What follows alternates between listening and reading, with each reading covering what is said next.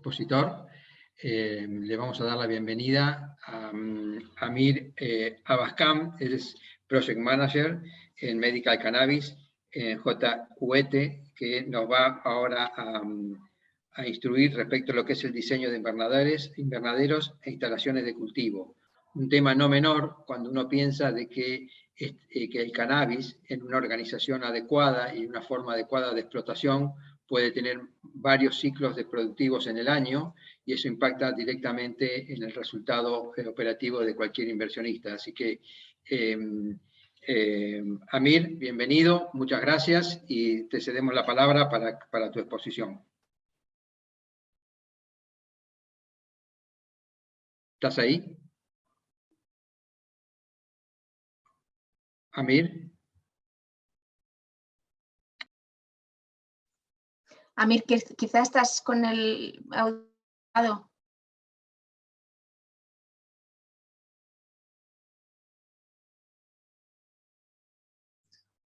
Disculpad que cosas del directo tenía el silenciado el micrófono. Sí, no, vemos tu presentación en chiquitito. Sí, la estoy presentando. Disculpad que como lo tenía silenciado, pues no me he dado ni cuenta. Decía que muchísimas gracias, Luis.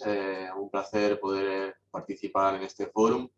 En primer lugar, bueno, me gustaría destacar que yo tengo formación de ingeniero agrónomo especializado en industrias alimentarias, con lo cual hay algunas partes que también se aplican al mundo del cannabis medicinal o cáñamo.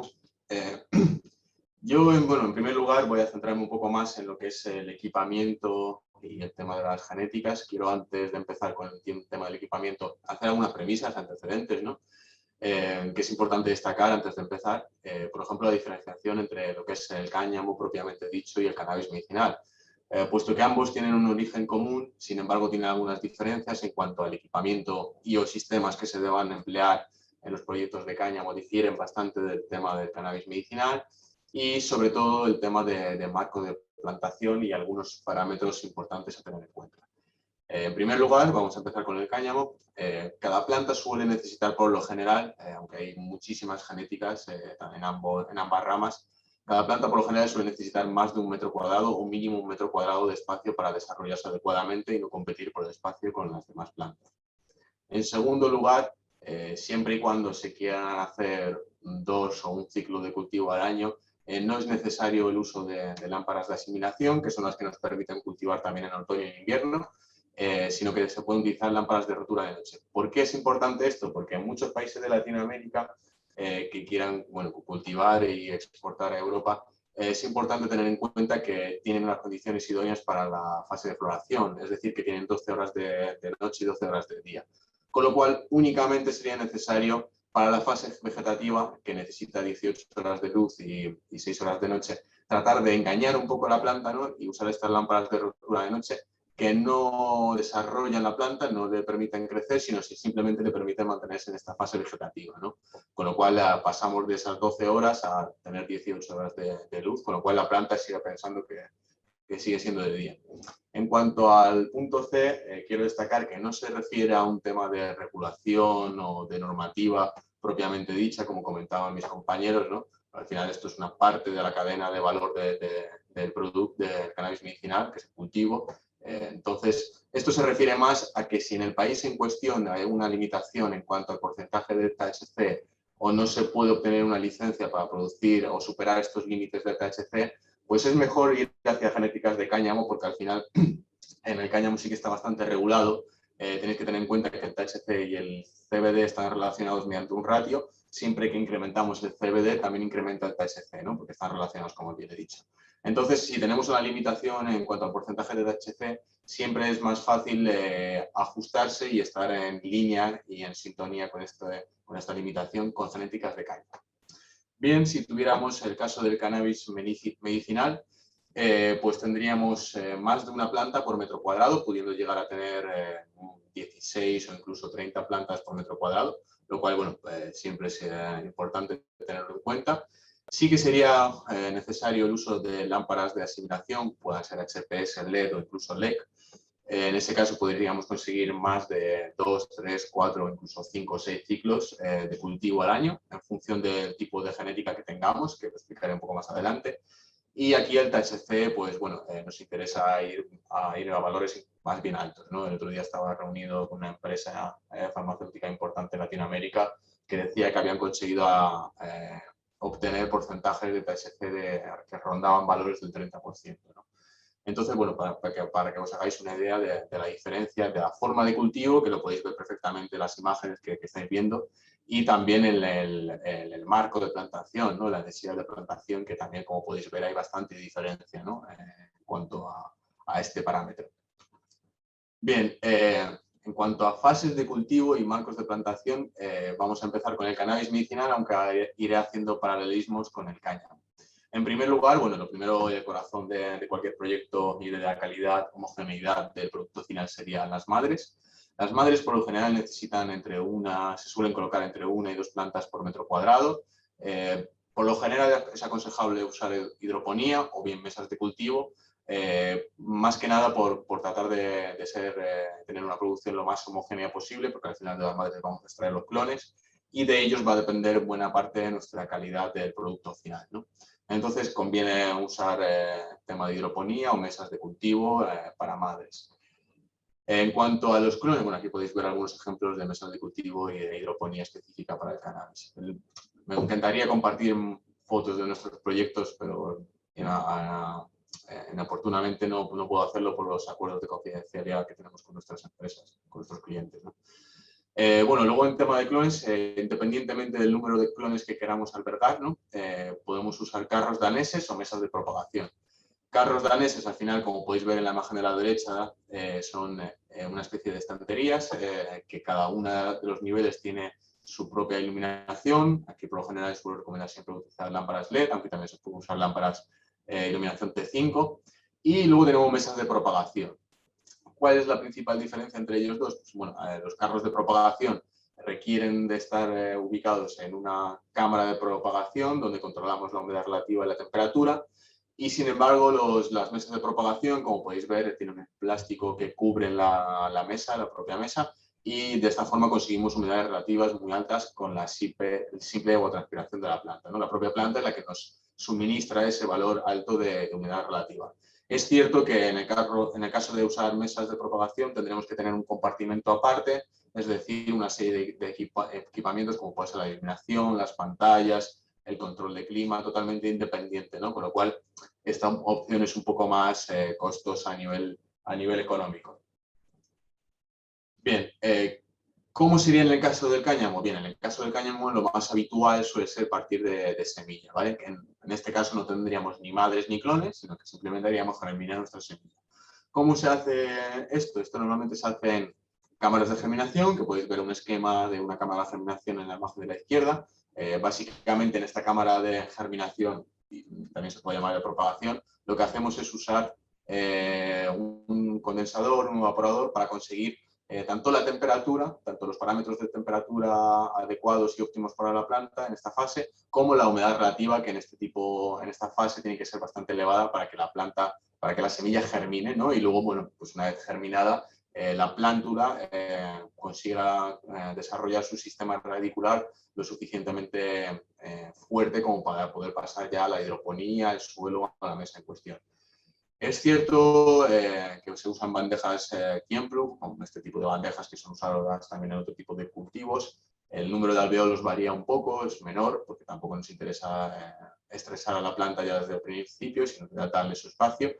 Y la particularidad que tiene es que se puede cultivar en suelo, ¿no? Como podéis ver aquí, es un proyecto en un país latinoamericano, de una empresa de bastante renombre. De nuevo, lamentablemente no puedo decir el nombre de la empresa, pero bueno, que sepáis que tienen una instalación en Colombia y otra instalación en Portugal y están bastante bien posicionados en el mercado tanto latinoamericano como europeo y a nivel mundial también. Y bueno, como podéis ver, pues están cultivando en suelo con líneas de goteros integrados, con lo cual es un proyecto muy sencillito, ¿no? Al final también juegan con la ventaja de cultivar en Colombia, que, bueno, que tiene la temperatura adecuada, humedades relativas no demasiado altas, con lo cual no tenemos que esforzar mucho para controlar la humedad. Y bueno, pues tienen 12 horas de noche y 12 horas de día, con lo cual es es lo idóneo, ¿no? para la fase de floración. Y como os decía antes, usaremos lámparas de rotura de noche para la fase vegetativa para alargar el día. Bien, una vez que superamos esta fase, en el caso del cannabis medicinal, madres y clones, en el caso del cáñamo, las semillas, llegamos a la fase vegetativa, ¿vale? ¿Por qué es importante el marco de plantación o densidad de plantación? Porque nos va a definir algunos sistemas. Por ejemplo, el sistema de cultivo. Si tuviésemos un rango de plantas por metro cuadrado que se mueva entre 1 y 8 plantas por metro cuadrado, podemos usar hidroponía, ya sea de suelo, elevada o colgada.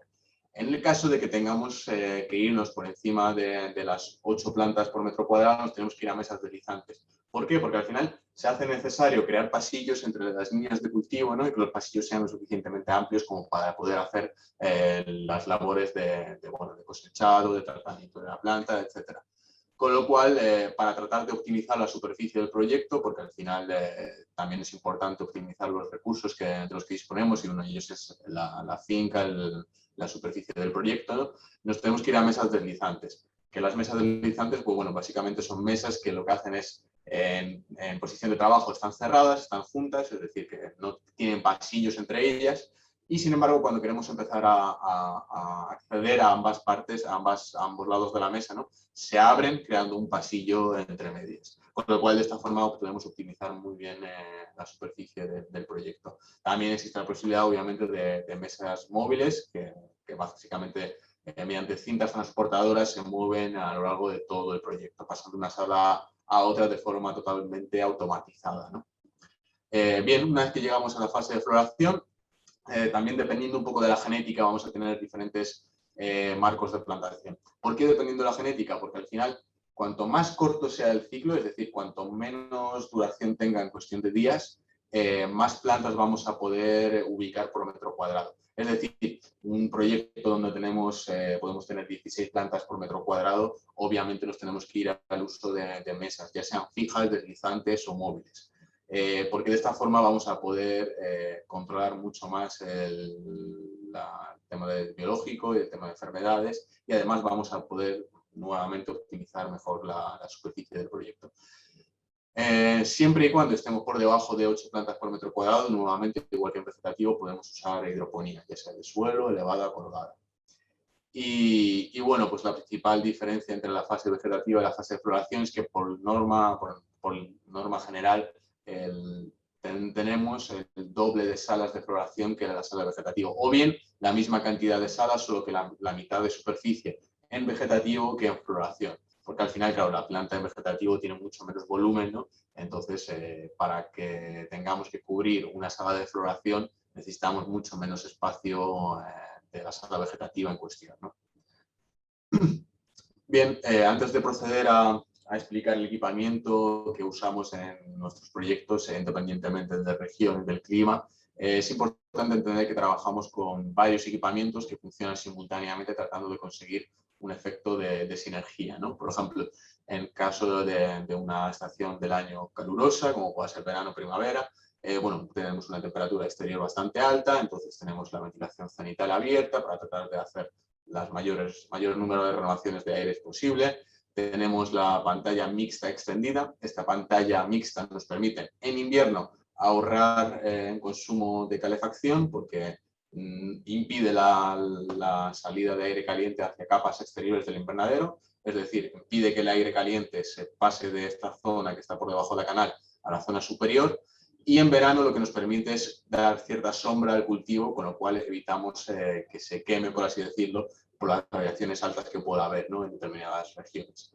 Al mismo tiempo abrimos la ventilación frontal para tratar de mejorar las renovaciones de aire y la ventilación. También, bueno, si tuviésemos una humedad relativa alta, haríamos el invernadero bastante alto, lo más alto posible, para tratar de combatir esa humedad relativa. No tendríamos encendida la calefacción, que no tendría ningún sentido, obviamente. El sistema FOG veremos más adelante, que es uno de los sistemas que nos permite combatir las altas temperaturas. Os explicaré con un poco más de detalle más adelante. Y bueno, los recirculadores básicamente lo que sirven es para romper con esos estratos de masa en la masa de aire que se puedan formar, ¿no? Tratar de conseguir una temperatura y una humedad relativa homogénea en todo el compartimento. En el caso contrario, tendríamos una situación de otoño o invierno, donde hay una temperatura exterior baja, con lo cual las ventilaciones, como podéis ver, están cerradas, encendemos la calefacción, siguen funcionando los recirculadores por aquello de conseguir una masa de aire homogénea, ¿no? En cuanto a temperatura y humedad relativa, que no haya diferencia entre punta y punta del compartimento. Y bueno, la pantalla mixta en este caso estaría recogida, pero también una vez que alcancemos ese valor de temperatura interior, como indicamos en este caso sería 22 grados centígrados. Ahora, luego más adelante os explicaré el tema de sin calor aportado por la iluminación. Una vez que consigamos esa temperatura, pues ya extenderíamos la pantalla, ¿no? Ya estaría extendida la pantalla para tratar precisamente de hacer eso, ¿no? De evitar que este aire acumulado caliente aquí suba a las capas superiores del invernadero, que obviamente aquí no nos interesa que esté, sino que nos interesa que esté abajo. Y por física el aire caliente siempre tiende a subir hacia las capas más altas del invernadero. Bien, vamos a empezar con el equipamiento, sin más dilación. Aquí, en cuanto a pantallas, como os decía antes, la pantalla mixta básicamente lo que define son dos tipos de pantalla, ¿vale? Porque al final es siempre mucho más económico usar una única pantalla mixta que usar dos pantallas diferentes para diferentes propósitos. Entonces, tenemos pantallas que lo que se llaman de sombreo, lo que nos permiten es dar un poco de sombra a la planta y evitar que se quemen las partes más altas por las altas radiaciones, y a la vez también esto nos permite reducir en cierto grado la temperatura interior del invernadero. Esta pantalla de sombreo se puede colocar en el interior del invernadero, como podéis ver en esta imagen, o en el exterior, es decir, que estaría por encima de la estructura del invernadero. Esto no suele ser muy recomendable en proyectos de cannabis medicinal porque al final la propia estructura de esa pantalla va a dar sombra al invernadero, con lo cual vamos a tener un poco menos de producción y un poco más de sombra, ¿no? Con lo cual no sería recomendable. Obviamente, si la pantalla está colocada en el interior, pues baja la temperatura, pero no tanto como podría bajar si estuviese en el exterior del invernadero, porque al final está cubriendo todo el invernadero. Del otro modo, no evitamos que las partes más altas de la estructura se calienten, ¿no? Luego la otra pantalla sería la pantalla de ahorro energético, como os decía, lo que básicamente una vez que está extendida lo que nos permite es mantener esa masa de aire caliente debajo de ella y no que salga la parte más alta del invernadero, ¿no? Y bueno, luego está la mixta, que es la que solemos emplear en nuestros proyectos para tratar de reducir un poco los costes del proyecto, que tendría las dos funciones, ¿no? En verano se usaría para dar sombra y en invierno se usaría para mantener ese calor en el interior del invernadero. Luego tenemos las pantallas de blackout, que por lo general, a no ser que haya contaminación lumínica exterior por la localización del proyecto, únicamente se colocan en floración, ya que 6 horas de noche, que es lo que necesita en la fase vegetativa, y las madres se consiguen prácticamente en cualquier parte del mundo, ¿no? Y sin embargo, conseguir las 12 horas de noche en algunas regiones es bastante complicado. Entonces, la pantalla blackout, tanto horizontal, como podéis ver en esta foto de uno de nuestros proyectos, y como la vertical que veis en la parte izquierda, que se está justamente empezando a bajar, ¿no? Permite crear esa noche, ¿no? Esas 12 horas de noche necesarias. Bueno, en cuanto a las pantallas, cabe destacar un último momento, que existen dos mecanismos para la pantalla horizontal, que es el de cable, que es básicamente un cable tirando de un tubo que recoge y extiende la pantalla, ¿no? La ventaja que tiene es que es más económico, el inconveniente que tiene es que no cierra, no recoge tan homogéneamente la pantalla y que luego, una vez recogida, se pueden formar unos sacos un poco más grandes que al final puedan dar sombra, ¿no? Y la otra opción sería el mecanismo cremallera tubo, que obviamente es un poco más costoso en cuanto a inversión inicial. Sin embargo, es mucho más homogéneo en cuanto al cierre de la pantalla recogida y no se crean estos problemas de sacos de pantalla en uno de los frontales, ¿no? Una vez que está recogida. Bien, en cuanto a recirculadores, existen básicamente dos tipos. El vertical, que es el que podéis ver en la primera imagen, la que está más cerca del título, que es un esquema más bien, y en la fotografía de abajo podéis ver un recirculador horizontal.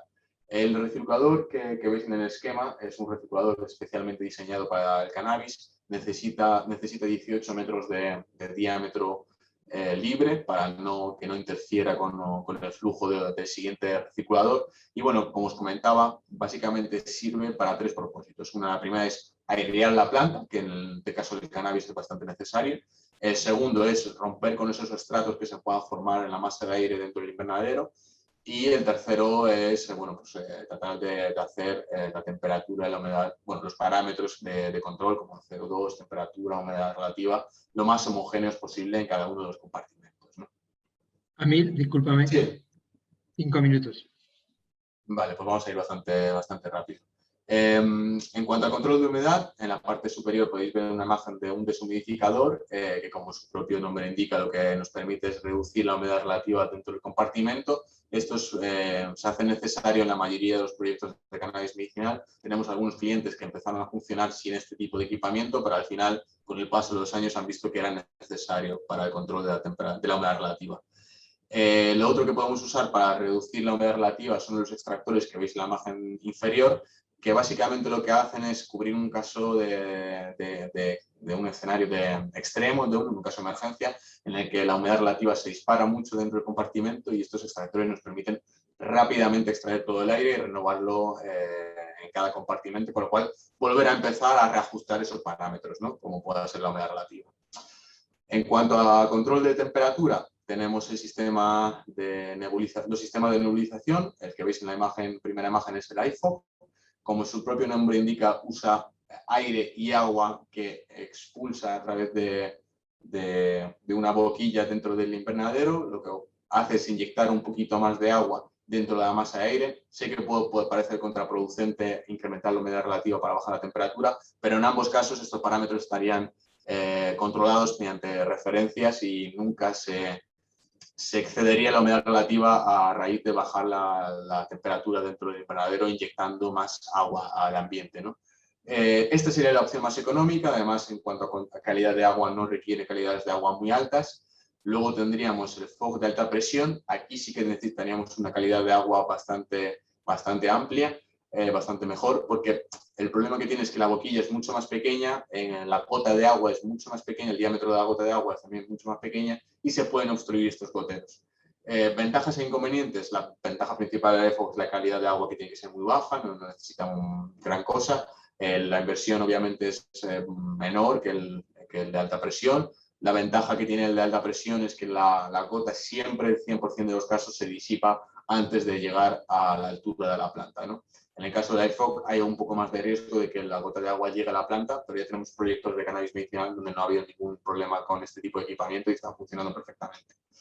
El tercer tipo de sistema sería el cooling. Como veis, funciona con paneles y extractores en lados opuestos del invernadero. Básicamente el panel se llena de agua, se empapa en agua y el extractor lo que hace es tirar de ese aire a través de ese panel, con lo cual conseguimos reducir la temperatura. Este tipo de sistema se usa mucho en países donde la temperatura es muy alta, como puede ser Arabia Saudita, ¿no? Donde podemos bajar bastante la temperatura, hablamos de 10 grados, ¿no? En cuanto a control de temperatura al alza, tendremos calefacción de aire caliente, es la más económica. Tiene la ventaja de que es económica y de que estamos introduciendo aire caliente directamente en el compartimento, con lo cual también combatimos la humedad relativa. El inconveniente principal que tiene es que no es tan homogénea como la calefacción de agua caliente, que es la que veis aquí con la caldera.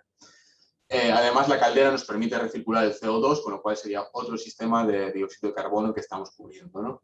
El agua caliente es mucho más homogénea, la inversión es mucho más alta, porque al final, obviamente, todas las tuberías son de metal, ¿no? Y esta es una inversión hoy en día bastante importante.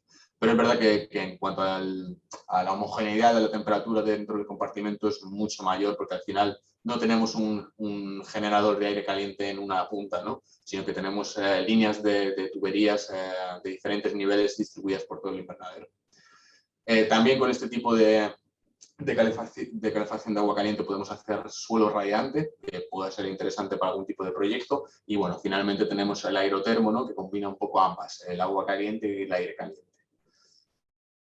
El riego, bueno, no quiero detenerme mucho aquí. Aquí, bueno, pues principalmente tenemos la unidad de riego, el cabezal, que nos permite programar diferentes soluciones de riego, de fertirriego. Tenemos el tanque de agua que nos permite tener un almacén de agua en el caso de que tuviera algún problema con el pozo, con el suministro de agua, tener margen de 2, 3, 4, 5 días, lo que quiera el cliente. Mínimo recomendable serían 2 días. Los diferentes depósitos, que ya depende un poco de las fertilizantes que vayamos a utilizar y su compatibilidad, para cada tipo de proyecto, ¿no? Los depósitos donde se guardan los fertilizantes y obviamente el ácido para hacer la solución.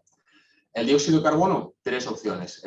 Mediante generador de aire, es decir, igual que veíamos de la calefacción de aire caliente, simplemente sería una combustión incompleta, con lo cual estaríamos introduciendo CO2 directamente dentro del compartimento. Es una inversión económica.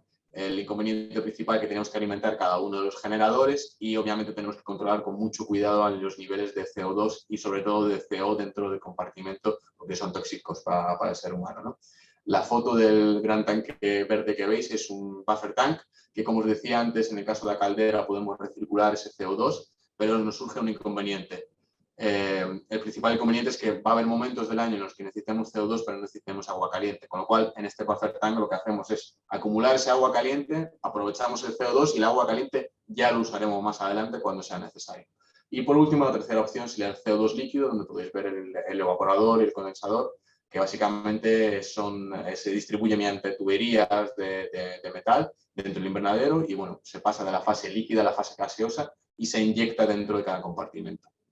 Un último equipamiento así que pueda incluirse en los proyectos es la presión positiva. Básicamente consiste en introducir aire dentro del invernadero, dentro de cada compartimento, de forma que hay mayor presión dentro del compartimento que en el exterior. Por eso se llama la sobrepresión, ¿no?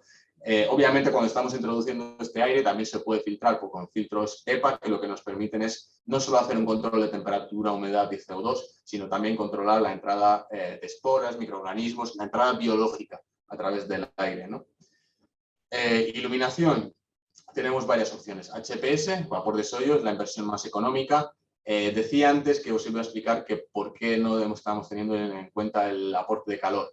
Estas lámparas calientan mucho el invernadero, hablamos de unos 2-4 grados centígrados por cada 100-200 micromoles. La otra opción serían las lámparas LED, cuyo espectro está mucho más estudiado, mucho más enfocado al cannabis para cada una de las fases, y las lámparas LED por lo general no tienden a calentar el invernadero. Y además su consumo eléctrico es un 60% inferior al HPS, ¿no? Y luego tenemos las lámparas de rotura de noche, que como os decía, que esto es simplemente para alargar la noche y que la planta siga pensando que sigue siendo de día para la fase vegetativa. ¿Cómo hacemos esto? Mediante este tipo de esquemas. Nosotros sabemos la radiación que llega a cada finca por radiación de luz natural, ¿no? Sabemos lo que necesita la planta como estándar, ¿no? Y con la diferencia de estos dos valores podemos saber en cada mes lo que necesitamos aportar. Obviamente en meses de verano no hará falta aportar mucho, sin embargo en meses como puede ser de invierno, aquí en Europa, diciembre, enero, sí que tendremos que hacer un aporte importante. Finalmente tenemos el controlador climático, que consiste de diferentes sondas, una estación meteorológica que nos permite saber la dirección, la velocidad del viento, si llueve o no, la radiación que llega a la finca, sondas de temperatura, humedad relativa, presión y CO2 dentro de cada compartimento. Como podéis ver aquí, cada uno tiene sus cuadros eléctricos secundarios y terciarios. Y bueno, luego pues lo que es el controlador climático en sí, que tenemos nuestro propio controlador desarrollado para proyectos de no mucha tecnología y luego trabajamos con marcas como puede ser Hugendorf, Priva, Reader, etc. Y básicamente es el corazón del proyecto, pues es el que tiene las referencias de los valores de humedad, temperatura, CO2, presión que necesitamos dentro de cada compartimento. Y bueno, esto sería un poco todo lo que solemos ofertar dependiendo del proyecto. Como todos mis compañeros, esto se podría dar para una charla única de 2 horas, pero bueno, nos tenemos que limitar un poco al tiempo que tenemos y ahora estaré encantado de responder a vuestras dudas y vuestras preguntas. Gracias, Amir. Sí, venimos un poco atrasados con la agenda, pero bueno, está muy rica en contenido y sin duda hay mucho interés porque no paran de llegar consultas. Yo he seleccionado 3 preguntas aquí entre todas para hacértelas rápidamente. Voy con la primera, si te parece. Perfecto, adelante. ¿Cómo se diseña el número de compartimentos adecuados para cada proyecto? ¿Qué recomendarías? Vale, bien. Aquí rápidamente voy a compartir una presentación. Tendríamos que saber 2 cosas, ¿vale? La primera es la duración del ciclo. ¿Cuántos días o cuántas semanas dura el ciclo? Lo segundo que teníamos que saber es cada cuánto tiempo queremos tener una cosecha. Por ejemplo, si tenemos 120 días de ciclo y queremos hacer una cosecha, pues digamos que cada 15 días necesitaríamos 8 compartimentos. 120 entre 15 da 8. Por ejemplo, si tuviésemos un ciclo de 84 días y queremos obtener una cosecha de cada 10-11 días, de nuevo, 84 entre 10-11, pues da 8 compartimentos. Os voy a enseñar esta diapositiva, no voy a detenerme mucho, simplemente es para que veáis cómo se sincronizan. ya sabemos que necesitamos 8 zonas de floración para llegar a esos 15 días o 10 días, ¿no? En función de la duración del ciclo. También sabemos que si tenemos 8 compartimentos de floración, tenemos que tener la mitad de vegetativo, más uno de clones y más otro de madres. ¿Cómo hacemos esto? Pues básicamente pasamos de madres a la zona de clones, de los clones a llenar la primera sala vegetativa. De ahí hacemos lo mismo con la segunda sala vegetativa, lo mismo con la tercera y lo mismo con la cuarta. Es decir, tenemos las 4 salas de vegetativo llenas. A partir de aquí, acaba la fase vegetativa de la sala 1, pasamos a la floración 1. Acaba la fase vegetativa 2, pasamos a la floración 2. A la vez llenamos la vegetativa 1 que previamente habíamos vaciado para la sala de floración 1. Y así, como podéis ver, sucesivamente. Vamos llenando salas y vamos sincronizando el proyecto. De forma que al final tenemos un listado de tareas pendientes, es decir, llenar la sala de vegetativo, llenar la sala de floración, cosechar. Y así sucesivamente, cada una de las semanas tendremos una tarea. Como veis, son 52 semanas del año. Y al final lo que conseguiremos es, tenemos un ciclo de 12 semanas de esta cantidad de plantas en este proyecto en particular, y en un año tendremos 5 ciclos, con lo cual tendremos 5 veces esa cantidad de plantas. Obviamente, siempre y cuando se haga una buena gestión y un buen manejo del invernadero. Perfecto, muchas gracias. Un placer. Voy con otra. ¿Qué ventajas y desventajas tienen las genéticas de ciclos cortos a la hora de pedir presupuestos de un proyecto llave en mano de invernaderos? Vale.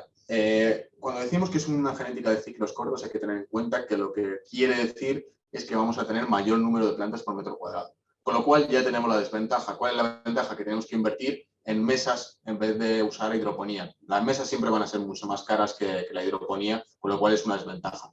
¿Cuál es la principal ventaja? El mantenimiento de la planta. Nosotros, cuando tenemos un ciclo corto, no vamos a tener que hacer varias podas para conseguir obtener la cosecha de la planta, con lo cual vamos a tener mucho menos mantenimiento y mucho menos manejo de la planta a lo largo de su ciclo. Con lo cual, vamos a poder hacer más ciclos también a lo largo del año. En vez de hacer 4 o 5, nos podemos ir incluso a 6 ciclos al año.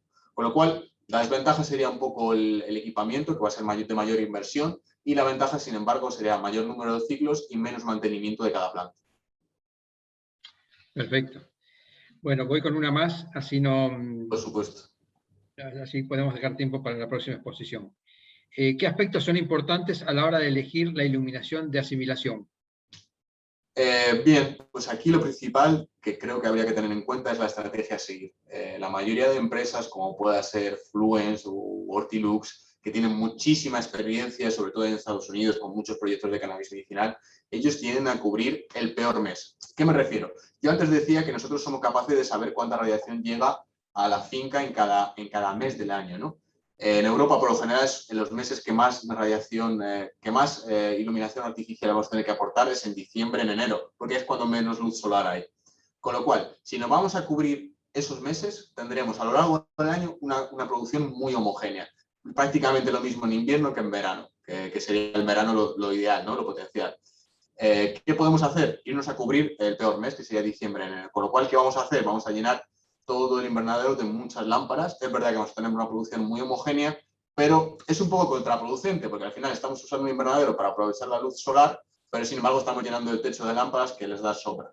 ¿Cuál es la otra alternativa? Irnos a cubrir el mes, la media de carencia anual, es decir, no el peor mes, que sería diciembre-enero, sino la media que vamos a necesitar a lo largo del año. En verano no vamos a necesitar nada, en primavera, otoño necesitaremos algo y en invierno es donde más vamos a necesitar.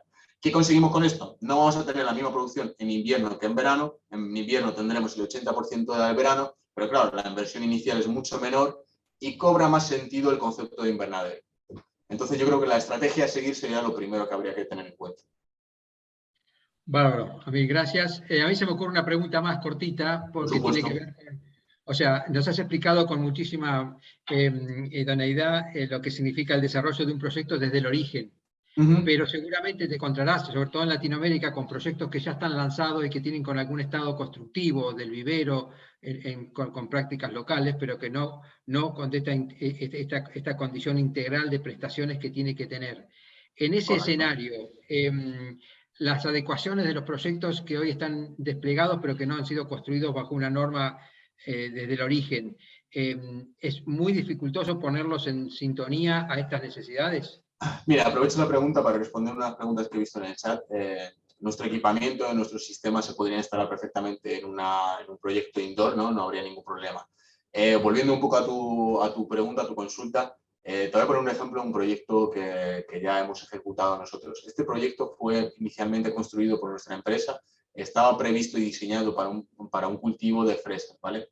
Lo que hizo una empresa en particular fue comprar estos invernaderos. Como nosotros éramos los constructores, lo más lógico fuera que nosotros adaptásemos estos invernaderos al cultivo de cannabis medicinal.